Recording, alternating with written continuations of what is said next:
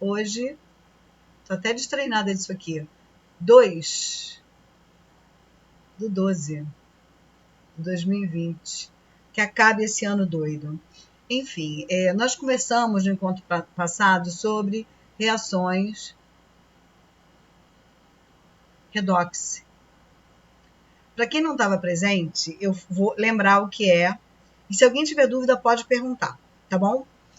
Redox tem a ver com a palavra redução e oxidação. E o que seria para a gente o conceito de oxidação? A oxidação nada mais é do que a perda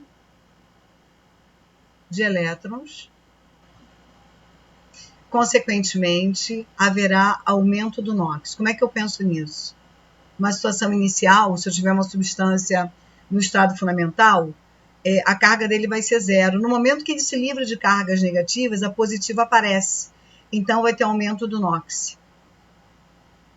E a redução é um processo que ocorre com ganho de elétrons, consequentemente, diminuição do NOx. Só que quando eu tenho alguém que se oxida, eu obrigatoriamente tenho que ter alguém que se reduz. Tá? Então, é por isso que eu chamo equação redox. Não existe equação ox nem equação red.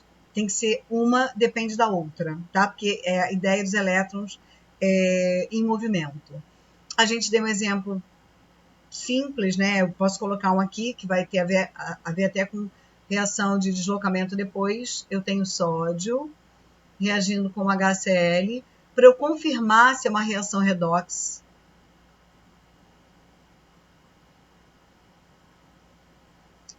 para eu confirmar que é uma reação redox, eu preciso calcular o NOx das espécies aqui. E a gente vai lembrar, quando eu tenho uma substância simples, o NOx é zero. Substância simples, o NOx é zero. Aí, aqui eu tenho hidrogênio ligado a cloro. O hidrogênio ligado ao elemento mais eletronegativo vai ser mais 1. Para zerar essa conta, o cloro é menos 1. Aqui, o sódio ele tem NOx fixo mais 1. O cloro, para equilibrar, vai ser menos 1. Então, eu tenho o sódio passando de sódio zero para sódio mais 1. Isso aqui houve aumento do NOx. Eu chamo esse processo de oxidação. Eu também tenho aqui o hidrogênio passando de 1 indo para 0. Quando o NOx diminui, eu chamo então de redução, ok? Então, isso só aconteceu porque o sódio perdeu elétrons para o hidrogênio. E aí o hidrogênio sofreu a redução. Então, isso é uma equação redox. Não está balanceada, a gente viu isso da outra vez. A gente diz que o sódio zero, ele passa para sódio mais 1. Eu tenho hidrogênio mais 1 indo para H2, zero. Se eu tenho 2 hidrogênios aqui, eu coloco um 2 aqui na frente para equilibrar. E aqui, se eu tenho 0 e ele foi para mais 1, na verdade, ele perdeu um elétron. Quando eu tenho um próton sobrando e ele vai para 0, significa que ele ganhou um elétron, mas eu tenho 2 aqui. Então, ele ganhou 2 elétrons. A gente falou de um delta. O delta é a quantidade de elétrons. O delta aqui em cima é igual a 1 e o delta de baixo é igual a 2. O que a gente fazia em seguida?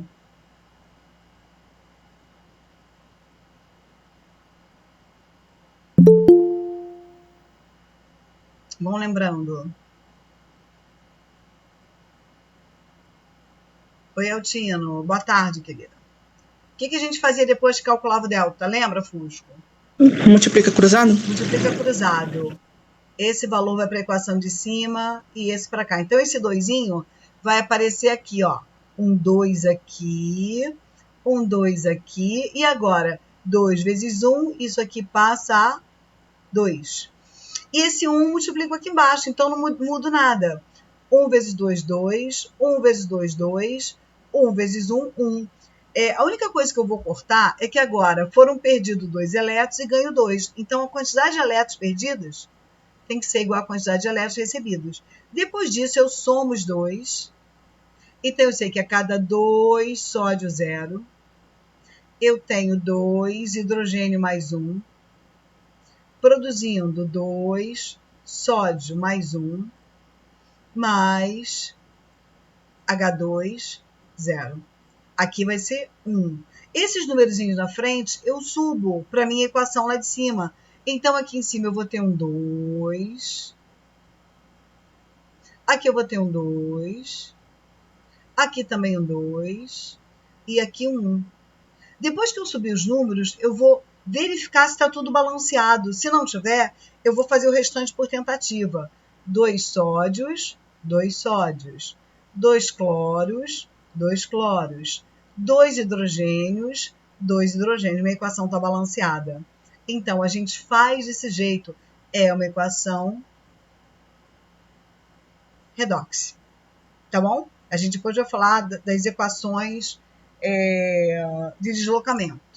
Aí eu não sei se todos estavam presentes no dia da última aula, eu acho que não, nem da penúltima, nem da antepenúltima, e podem ficar algumas dúvidas. Para a gente chegar até aqui, a gente teve que vir pausadamente falando do cálculo do NOx, depois a gente falou de agente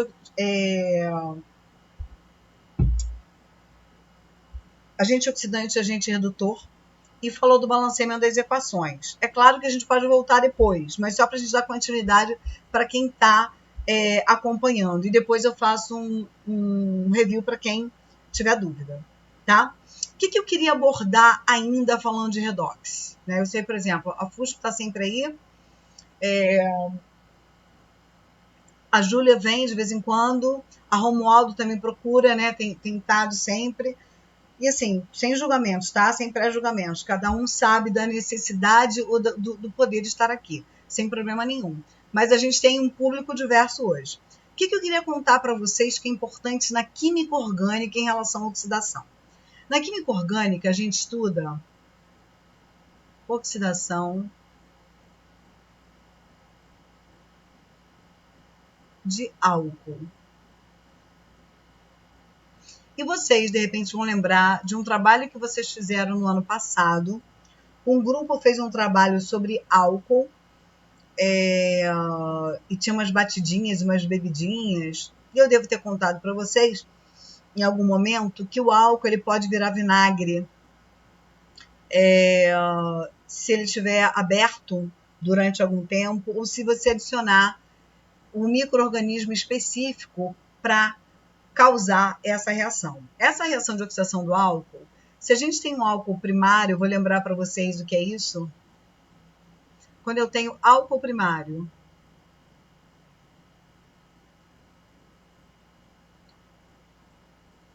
só para saber se vocês lembram como é que configura um álcool na química orgânica? Alguém lembra? OH? OH. Mas numa condição especial, tem que estar ligado ao carbono saturado, senão é enol. Tá bom? Beleza.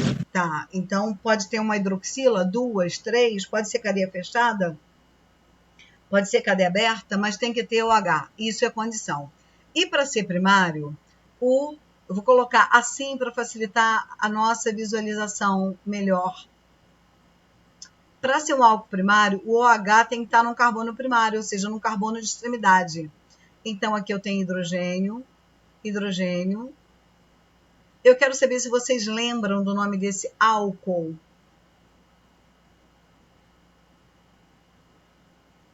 Dois carbonos. Metanol? Dois carbonos. Etanol. Etanol. Beleza.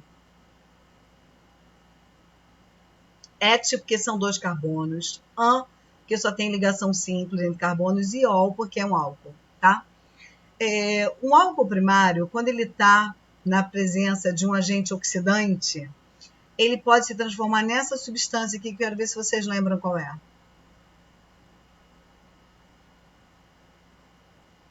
Qual é a função? Quando eu tenho uma carbonila terminal. Ácido carboxílico? Não, ainda não. Anterior ao ácido carboxílico.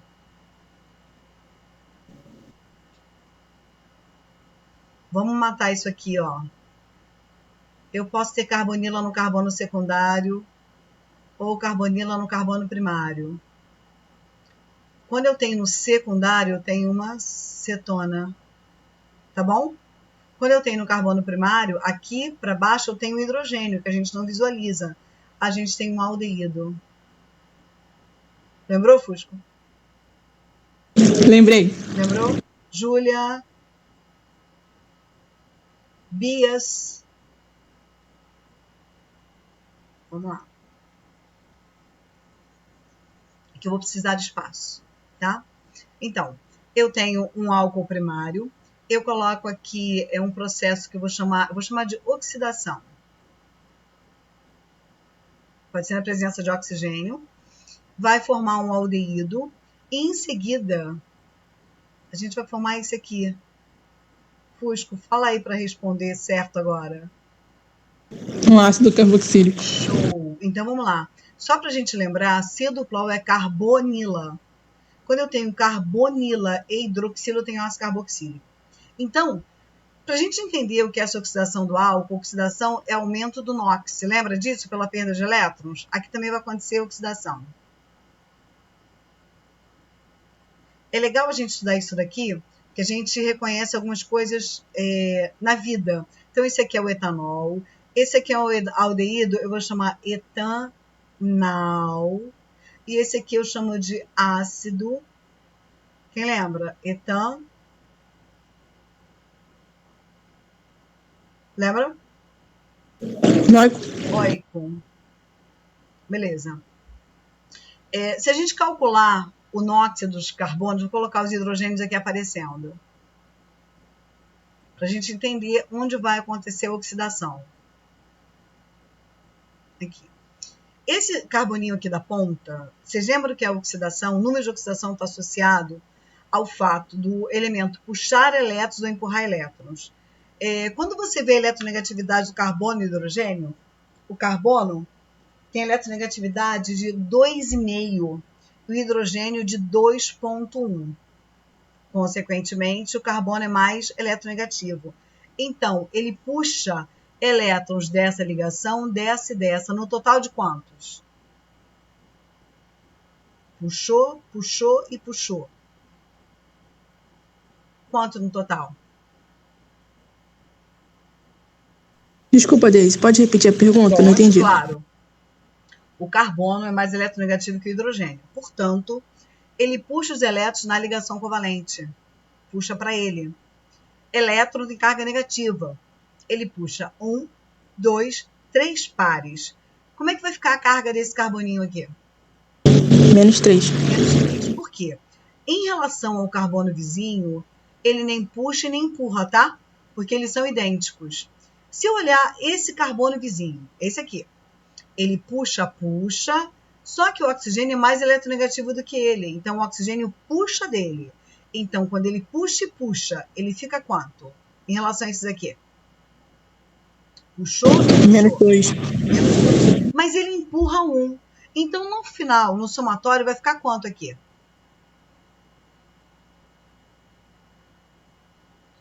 Vou fazer e depois apago. Ele puxou e empurrou. Quando ele puxou e puxou, ficou menos 2. Quando ele empurra 1, ele fica com quanto? Menos 1. Perfeito. Então, esse aqui ficou menos 1. Presta atenção ao longo do processo. Esse carboninho da ponta, CH3, ele continua menos 3. Esse aqui continua menos 3. Agora, esse carboninho vizinho, ele está ligado a um oxigênio que puxa, e o carbono puxa do hidrogênio. Então, olha só, o carbono puxa 1, então ele é menos 1 porque puxa, e é mais 2 porque empurra 2. Qual vai ser a carga dele? Ele puxou 1 e empurrou 2.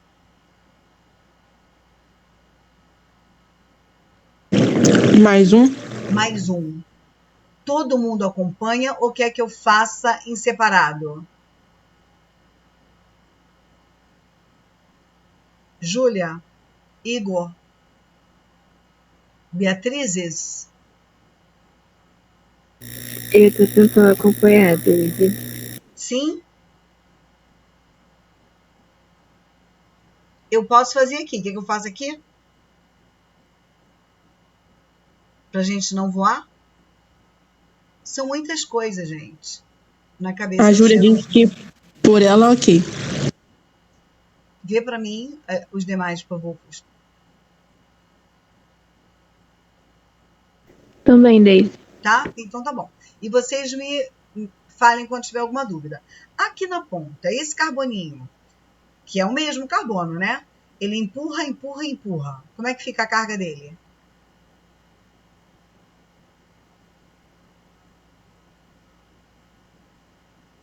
Mais 3? Mais 3.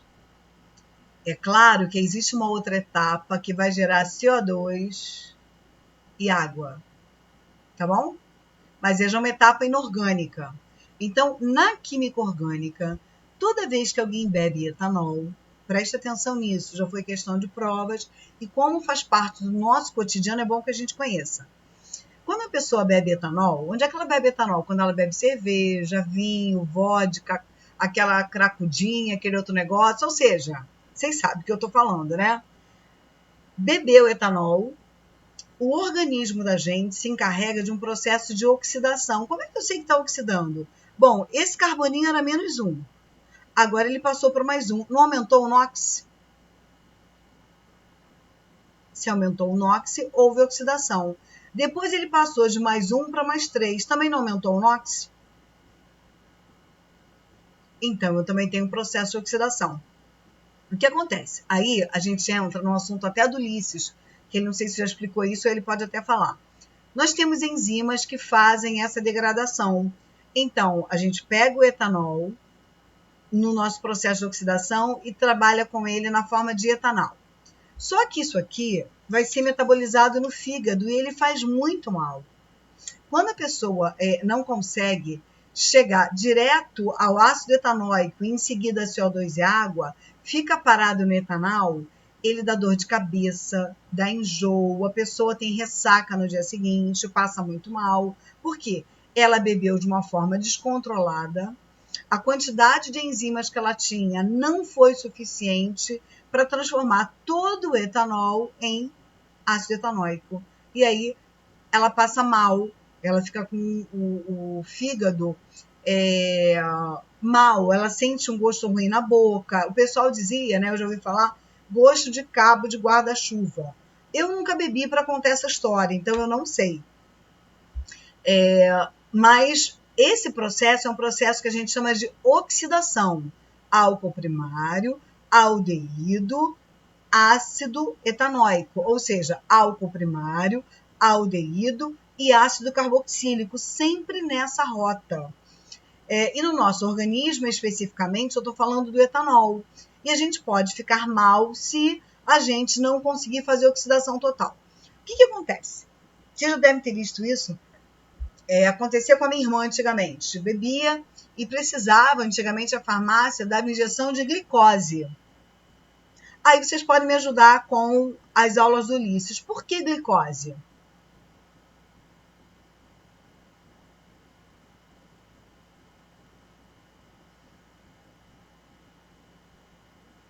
Porque ajuda na metabolização do álcool. Energia, né? A glicose é fonte de energia.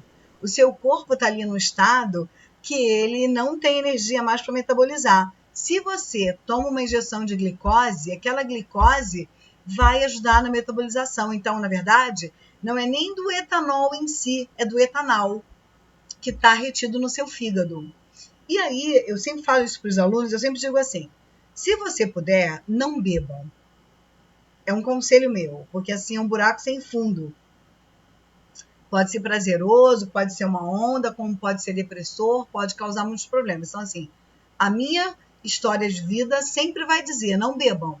Né? Tem uma história muito ruim do meu pai e tal, não bebam. Mas se você tiver que beber, você não vai fazer a vergonha de passar mal durante o processo ou de ficar doidão ou doidona sem necessidade. Qual é a sugestão? Primeiro, você ter energia para metabolizar. Então, você tem que comer antes. Você tem que ter energia, você tem que comer antes. E durante a sua bebida, você coma doce. Tá numa festinha, se tiver, brigadeiro. Se não tiver, leva pingo de leite no bolso. Toma de vez em quando uma Coca-Cola. Porque essa oferta de glicose vai ajudar a metabolizar o seu etanol em ácido etanóico, futuramente CO2, que vai sair pela respiração. Então, esse processo de oxidação de álcool primário, ele vai produzir ácido carboxílico no final. Só que um detalhe, esse ácido etanóico, ele nada mais é do que a gente chama de ácido acético, que ele é encontrado no vinagre. Então, a indústria química, na verdade, bioquímica, como é que a gente fala quando a gente tem uma indústria que trabalha com micro-organismos? Biotecnológica, não é isso? Eu acho que biotecnológica. Ela pode produzir vinagre partindo do etanol. Pega um álcool e você faz um processo de oxidação mediante oxigênio e uma bactéria chamada Acetobacter. Não sei se é assim na pronúncia certa, aí fica por conta do Fernando. A Acetobacter, ela pode, você pode encontrar na sua casa num vinagre velho. Se deixar uma garrafa de vinagre velho, você vai encontrar no fundo o que a gente chama de uma zoogleia. Já ouviram falar esse termo, zoogleia? Eu não. Não? A zoogleia é uma geleca, tipo uma gelatina, que ela é uma colônia de bactérias ali.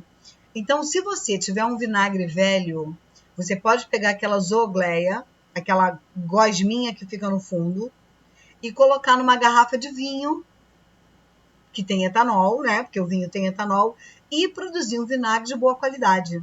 Você vai fazer um processo biotecnológico na sua casa. Você vai acelerar. Tem uma máxima que se faz assim há muito tempo, né?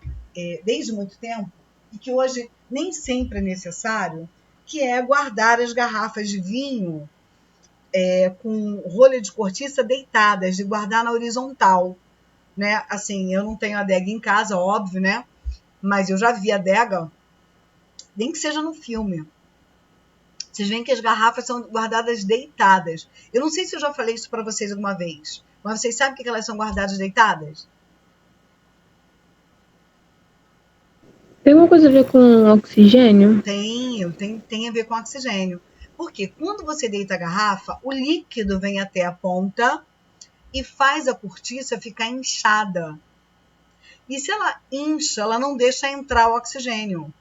Então, você mantém a sua bebida alcoólica, no caso vinho, com características organolépticas, que é uma das propriedades, né, da matéria, de você falar sobre o gosto, né, sobre o cheiro.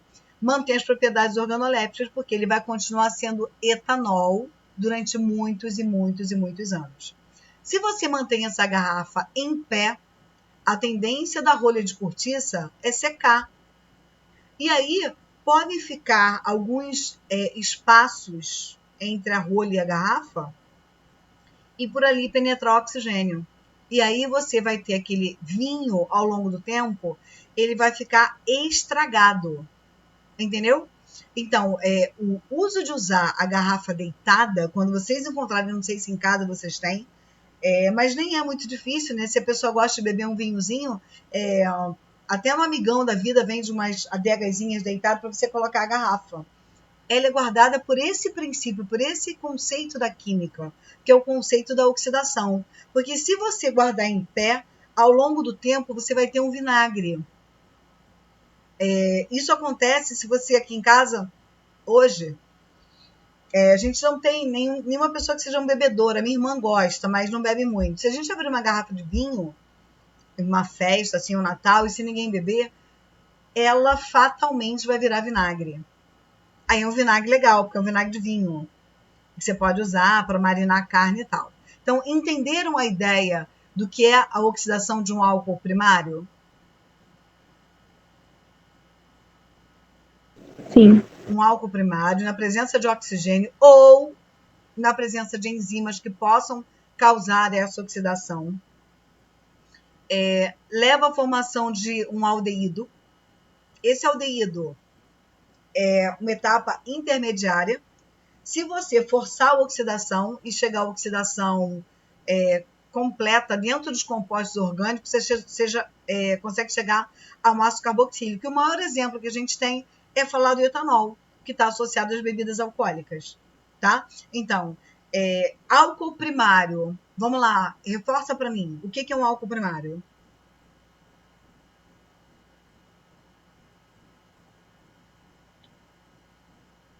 É uma molécula que tem OH com carbono saturado. Não. Ah, Álcool perdão. é quando tem OH espetado em carbono saturado. Show. Essa é a definição de álcool. E primário? Porque tá na ponta da Na cadeia. ponta. Na ponta. Porque o carbono da ponta, estou pensando na ponta porque o carbono tem que ser um carbono primário, ou seja, o carbono que está ligado aqui, ó, a hidroxila, ele só está ligado a um carbono vizinho. Então, esse é um álcool primário. Então, se em algum momento vocês encontrarem uma questão assim, eu vou mudar a página e vou propor uma questão dessa, tá? De os produtos da oxidação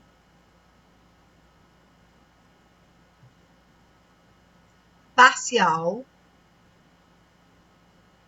e total do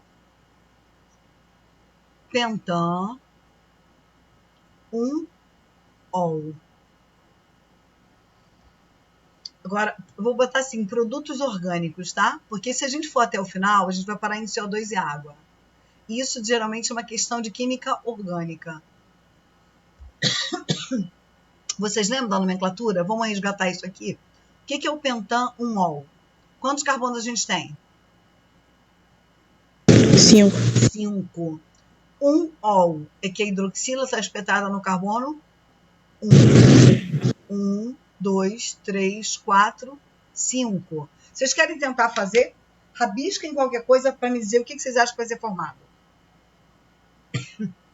Esse meio tempo pediu para mim trazer uma água, acho que eu nem trouxe lá. Ou trouxe. Peraí.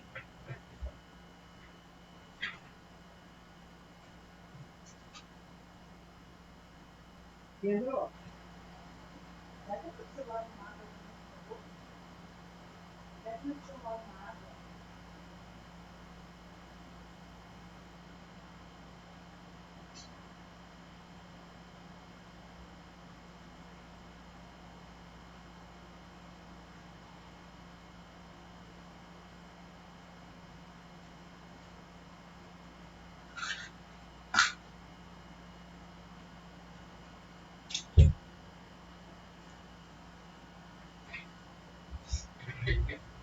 Pedindo socorro. O Pedro foi buscar água para mim, que eu só tô tossindo. 1, 2, 3, 4, 5. Eu posso colocar o H aqui, tá? E vocês tentem fazer e me digam.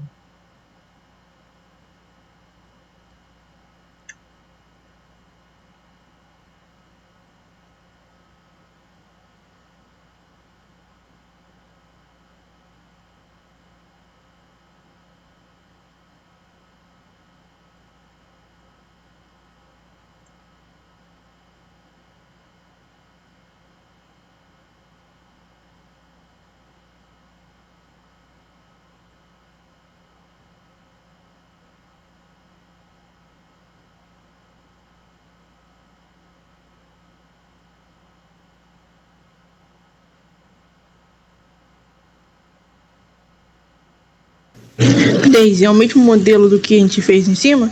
Exatamente. A gente está na oxidação de álcool primário.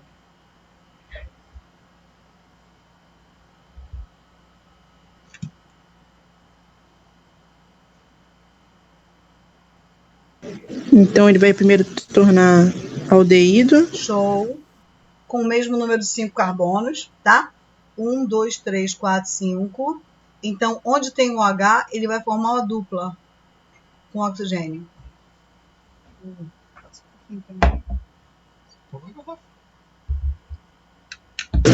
E depois um ácido carboxílico. E depois, Um ácido carboxílico. 1, 2, 3, 4, 5, dupla OH. Ok? Nomes, esse eu sei que é o pentanol. Esse aqui vai ser quem? Pente. Pentanal. Pentanal. E o próximo? Ácido. Pentanóico. Perfeito.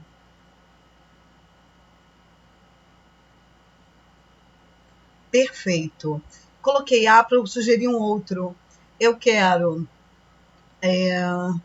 3-metil hexan 1-ol. Sempre que for na ponta, eu estou falando lá de um álcool, claro, se o carbono for primário, porque eu posso ter uma outra coisa ali do lado, né? Hexan-ol. Como é que eu monto essa cadeia do 3-metil hexan-ol? Quem lembra?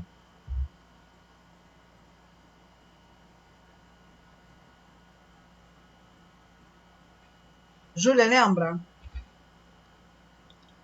Romualdo?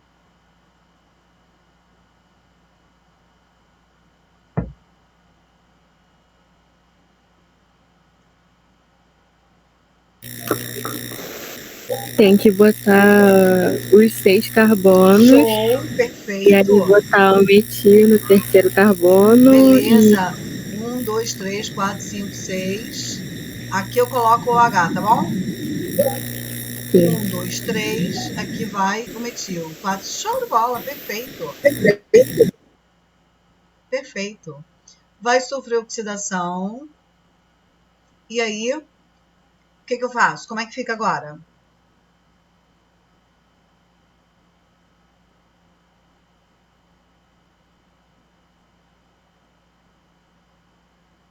No lugar do H, vai criar uma dupla do O. Show. 1, 2, 3, 4, 5, 6. Aqui vai formar uma dupla do O. E eu continuo 1, 2. No carbono 3, eu tenho grupamento metil. Se eu continuar ainda com o processo de oxidação,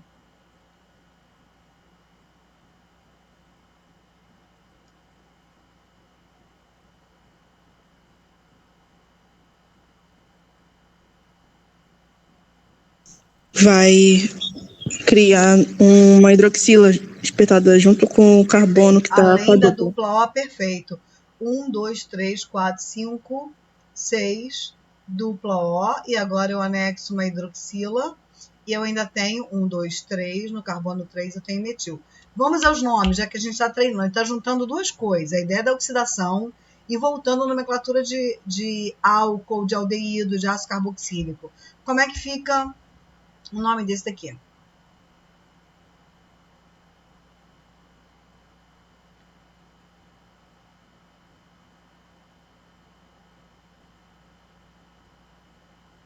Olha o nome do álcool e veja o que mudou.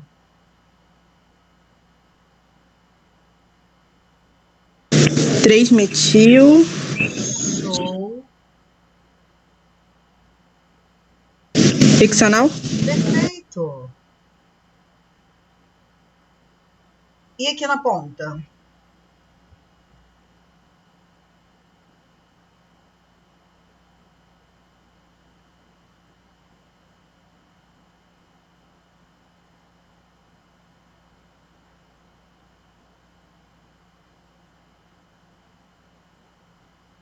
C dupla O ou H? Ácido. Ácido.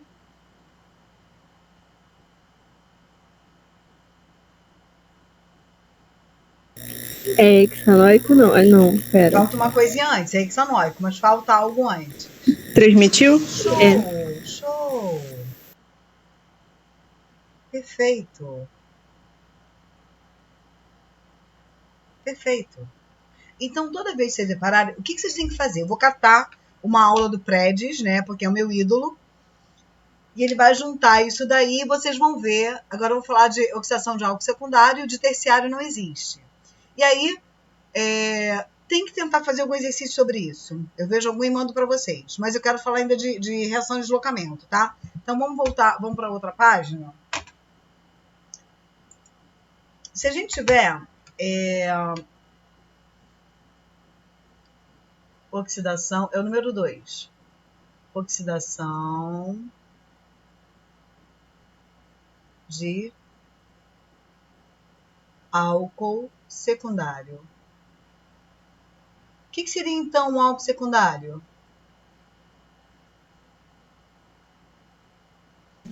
É hidroxila espetado num carbono secundário. Show! Mas aí eu tenho que saber o que é com carbono secundário.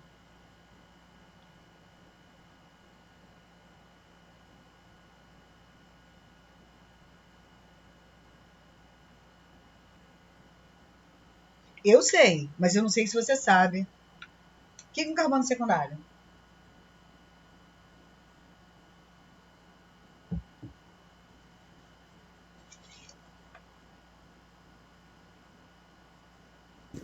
Agora não tem.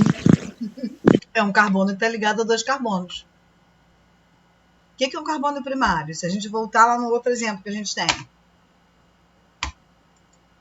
A hidroxila está espetada num carbono que só está ligado a outro. Isso é um carbono primário. Por isso que é um álcool primário. E aqui um álcool secundário. Então, aí a definição aí quando eu tenho hidroxila espetada em carbono secundário. Então, vamos fazer assim, olha.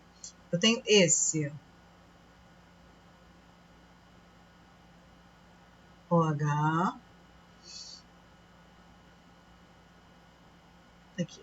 Esse aqui é um carbono secundário que está ligado a 2 carbonos. Lembra dessa definição lá no iníciozinho da química orgânica? No passado, do início do ano passado, tem tempo.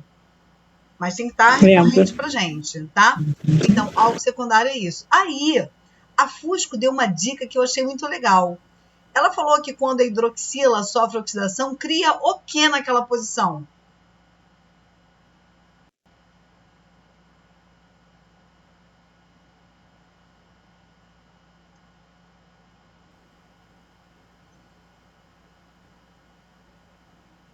Vamos voltar no outro. O que aconteceu na posição que eu tinha um OH? O que formou?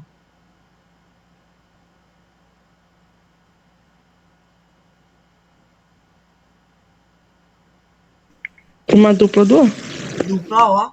A gente vai usar o seguinte termo: carbonila. No local de uma hidroxila, num processo de oxidação, surge uma carbonila. Então, eu botei aqui carbono, aqui dupla O, e aqui. Vê que o hidrogêniozinho de baixo teve que ir embora para formar uma dupla O. Tá bom? Então, você lembra que função é essa? Falei agora há pouco na outra página. Quando eu tenho uma carbonila secundária. Uma cetona? Cetona. Eu tenho que decorar isso um dia, não tem? Vai cair numa prova. Álcool secundário, oxidação de álcool secundário produz uma cetona. Secundário, cetona. Tá? Vamos ver se isso é verdade? Aqui eu tenho hidrogênio, né? Vamos ver se isso, na verdade, é uma oxidação. Os carbonos vizinhos, os CH3, permanecem do mesmo jeito. Então, não me interessa o NOx dele, me interessa esse aqui que mudou. Esse aqui, ele está puxando dos vizinhos ou empurrando? Nada. Mas ele puxa do hidrogênio e empurra para o oxigênio. Consequentemente, qual vai ser o NOx desse carboninho aqui?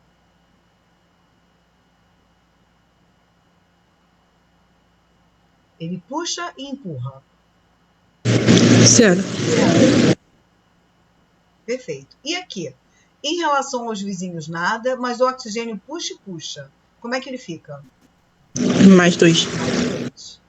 Então, a gente pode dizer que aqui, ó, ocorreu oxidação desse carboninho. É um processo de oxidação. Se a gente tentar oxidar,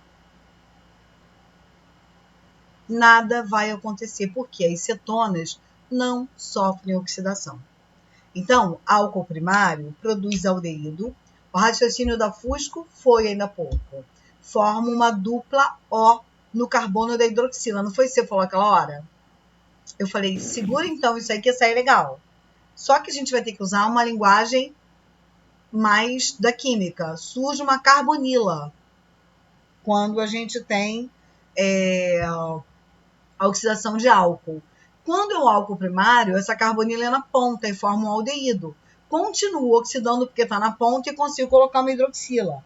Aqui, parou aí. Não tem como espetar uma hidroxila, porque esse carbono já está saturado. Ou seja, saturado de ligações. Está completo de ligações. Ele já ligou 1, 2, 3, 4 vezes. Então, a cetona é o único produto que a gente tem quando tem um álcool secundário. Ok? Se eu colocar um exemplo, eu tenho 1, 2, 3, 4, 5, 6. Aqui eu tenho OH e aqui eu tenho metil e metil. Eu quero fazer um processo de oxidação. Primeira coisa que eu vejo é um álcool. Se é um álcool, se for um álcool primário, ele pode passar por aldeído e chegar a ácido carboxílico.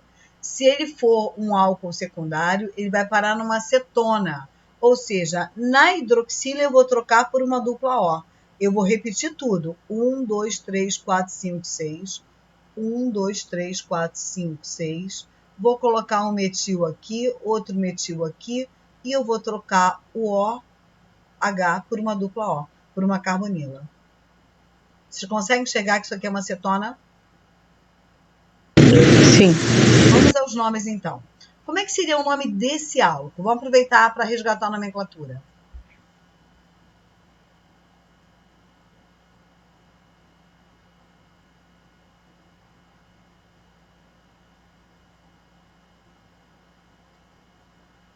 Cadeia principal.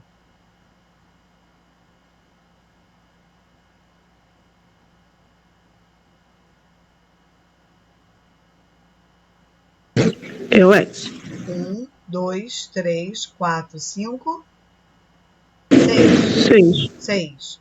Mas ele tem um grupamento metil aqui e um outro grupamento metil aqui. Como é que eu vou numerar? Eu vou numerar da esquerda para a direita ou da direita para a esquerda? Da direita para a esquerda. Porque quem manda é o álcool. Então, esse aqui vai estar no carbono 3, o metil no 4 e no 5. Como é que fica o nome desse aqui, então?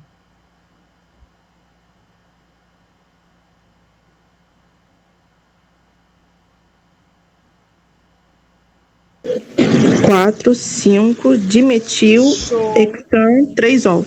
Nossa! 4, 5 de metil. Eu poderia omitir o hífen, né? Mas eu não ia usar o H. Hexan, 3-ol. E esse aqui?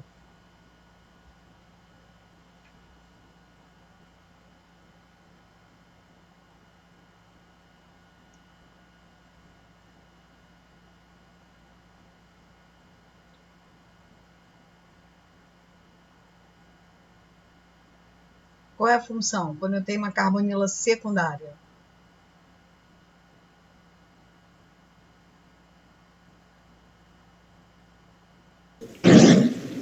O nome, a nomenclatura é 4, 5, dimetil, hexanal. Não. É que a gente não deu o nome de cima, né? A gente não lembra. Esse aqui foi o propan 2-ol. E esse aqui, 1, 2, 3. Prop, an, ona. Propanona, não preciso colocar separado. Propanona. Prop de 3, an de ligações simples e ona porque é uma cetona. Aí, Fusco, como eu não coloquei o nome aqui, você colou o nome do aldeído, só que isso é uma cetona. 4, 5 de metil, hexan, Nona. 3. 3. Nona. Nona. Isso. Lá no aldeído, para a gente lembrar, o aldeído eu não preciso dizer onde ele está, porque ele está sempre no carbono 1. Na cetona, eu preciso dizer. Mas, Deise, você não falou na cetona de cima. Você me disse que era propan 2-zona. Por que eu não disse que era propan 2-zona? Porque só tinha 3 carbonos. Porque só tem uma possibilidade, senão vira uma redundância. Tá? Ainda sobre a oxidação de álcool.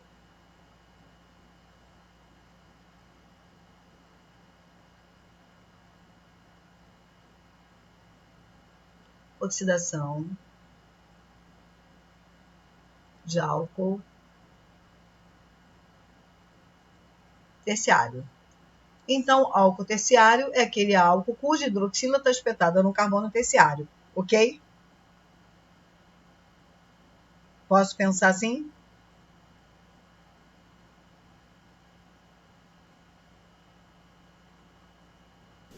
Pode. Tá?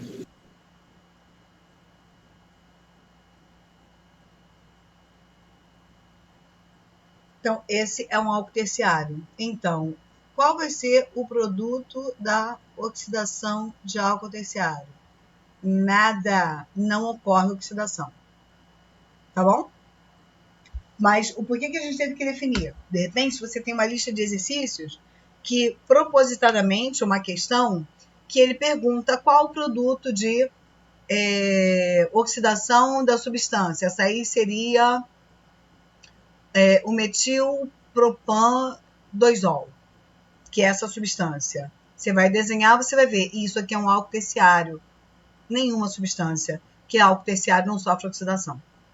Álcool primário produz aldeído, se continuar produz ácido carboxílico. Álcool secundário produz cetona e álcool terciário não produz nada de produto de oxidação. Foi ou não? Foi? Foi. Eu vou catar a aula do Silvio Prédios para vocês e vou mandar, tá? Para dar uma ilustrada. Além Deise. disso, eu queria só começar a falar da fila de reatividade. Nem sei que horas tem, mas eu...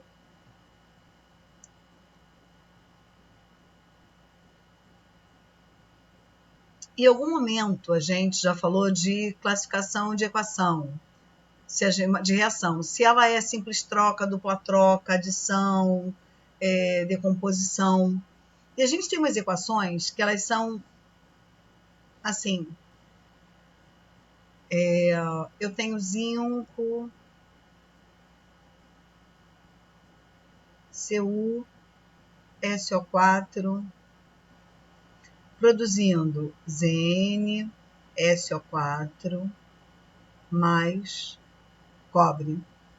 Eu posso dizer que eu tenho Zn reagindo com HCl, produzo Zn, Cl2 mais H2.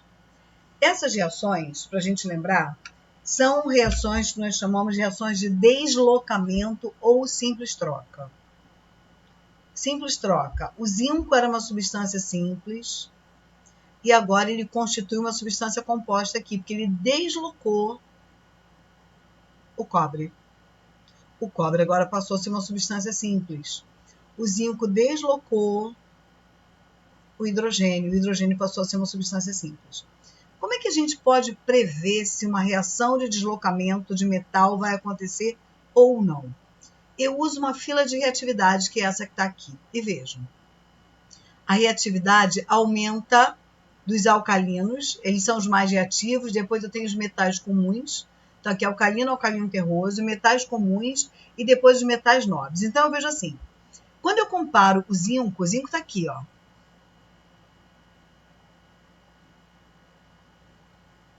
O cobre está aqui. Quem é mais reativo? O zinco? O zinco. Por isso que ele conseguiu deslocar o cobre.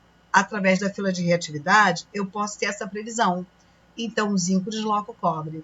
Eu também posso comparar o zinco com o hidrogênio. Eu coloco um pedacinho de zinco, eu vou desenhar para vocês, num frasquinho de ácido. O zinco desloca o hidrogênio pela minha fila de reatividade? O zinco é mais reativo que o hidrogênio? É. Então, ele desloca o hidrogênio. Então, o que seria isso? Se eu pegar um frasco contendo aqui dentro HCl e colocar aqui uma plaquinha de zinco. Toda vez que eu falar zinco, cobre, prata, eu estou falando no metal, tá? Eu coloquei o zinco aqui dentro. O que vai acontecer? O zinco vai tirar o hidrogênio e vai tomar conta do seu lugar. Então, a gente vai ter... Vou colocar de novo a...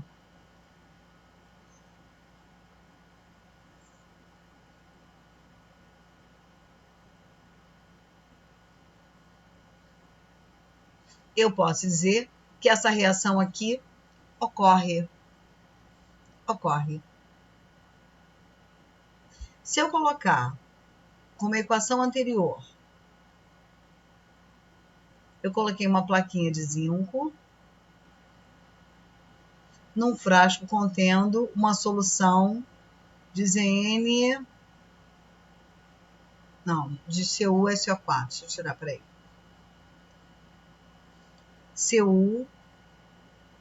CuSO4. O zinco está aqui. O zinco metálico consegue deslocar o cobre? Consegue. Então, essa reação ocorre. Se eu tenho isso aqui, eu tenho uma placa de cobre numa solução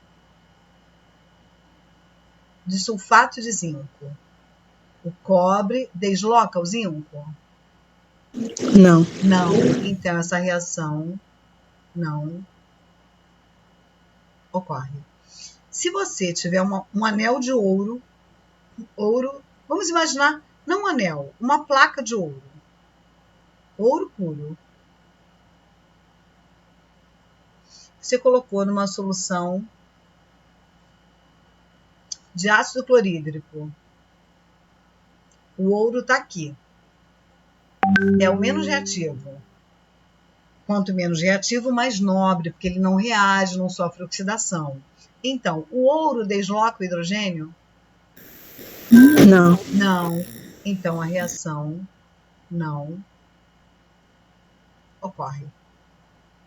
Então, através da fila de reatividade, você pode supor se uma reação ocorre ou não. Por isso que ele diz assim, você tem uma peça de ouro, você quer saber se ela é ouro mesmo? Uma das formas de você avaliar é colocar na presença de ácido. Se não reagir, é ouro, mas pode ser prata, mercúrio, cobre. As ligas de ouro, geralmente, ela tem ouro e cobre, ouro e prata. Então, não vai reagir, porque o hidrogênio é mais reativo do que eles. Isso serve para num laboratório, numa indústria. Eu tenho um tanque, meu tanque, vou botar de novo a minha fila de reatividade, que a gente não tem que decorar isso, tá? A gente pode até saber assim, metais alcalinos e alcalinos terrosos são mais reativos que metais do cotidiano, e os menos reativos são os metais nobres que a gente conhece. Coloquei, deixa eu apagar esse desenho que tá horroroso.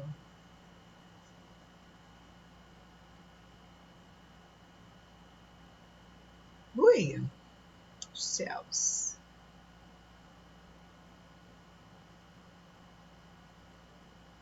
O meu tanque é um tanque de ferro, de aço, e eu resolvi estocar aqui dentro uma solução de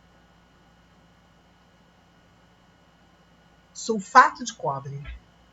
O meu tanque metálico, eu não estou colocando uma plaquinha.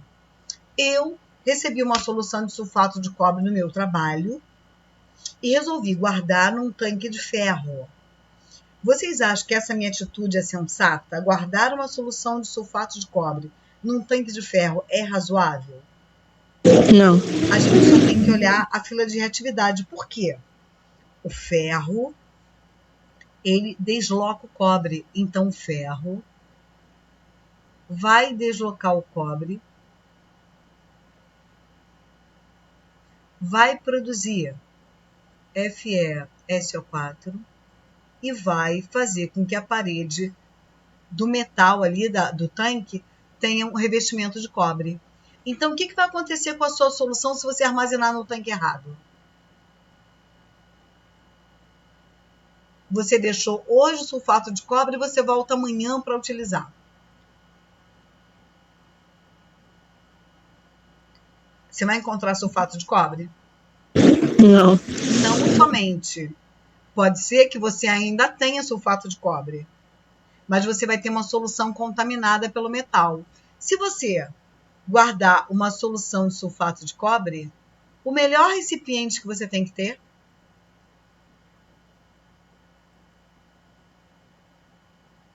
já que eu não posso ter um recipiente de prata, de ouro, vai ser um recipiente de cobre. Se eu quero guardar uma solução de sulfato de zinco, eu posso guardar num recipiente de zinco. Eu posso guardar uma solução. Eu tenho aqui ZnSO4, que eu guardei em num frasco. Esse meu frasco aqui é de ferro. O ferro desloca o zinco? Não. Então aqui pode. Aqui não pode. Vocês não têm noção da quantidade de questões que aparecem para que você tenha a previsão se determinada reação vai acontecer ou não, reação de deslocamento. E o que ele vai te dar? Ou um potencial de redução, que é um assunto quando a gente falar de pilhas, ou somente uma fila de reatividade. Se aí você estiver comparando ferro com cobre e você não tem a fila de reatividade, você pode supor qual dos dois é mais nobre. Qual dos dois é mais nobre? Ferro e cobre. Suponha que você não tem essa fila. O que é mais caro, ferro ou cobre? Cobre. Cobre. Então, o que é natural para o cobre é ficar na forma de cobre. Se eu coloco ele perto do ferro, o ferro vai lá e desloca ele. Então, eu sei, eu não tenho a tabela na minha cabeça, mas eu estou comparando o metal do cotidiano com o metal nobre. Então, eu sei que o metal do cotidiano é mais reativo, vai sofrer oxidação preferencialmente e vai fazer o outro ficar na forma reduzida. Porque aqui, o que a gente tem, o ferro sozinho, ele é ferro 0. Aqui, o cobre, já vou adiantar para vocês, ele é mais 2. Aqui o ferro é mais 2 e o cobre é 0. Isso aqui é uma reação de óxido-redução. O ferro sofreu oxidação porque ele é mais reativo e o cobre ficou na forma que ele fica mais estável, que é na forma nobre dele, que é a forma metálica, que é o cobre 0. Então, isso é legal da gente conhecer também. E claro, como a gente vai falar de pilhas no próximo encontro, isso foi só uma palhinha, porque eu falo de pilhas falando de fila de reatividade. A gente vai ver algumas equações, ver se elas ocorrem ou não, e aí então a gente monta as pilhas para falar da pilha de Daniell e etc e tal. Quando todo mundo dominar a pilha, a gente passa a falar de potencial de redução. Combinado?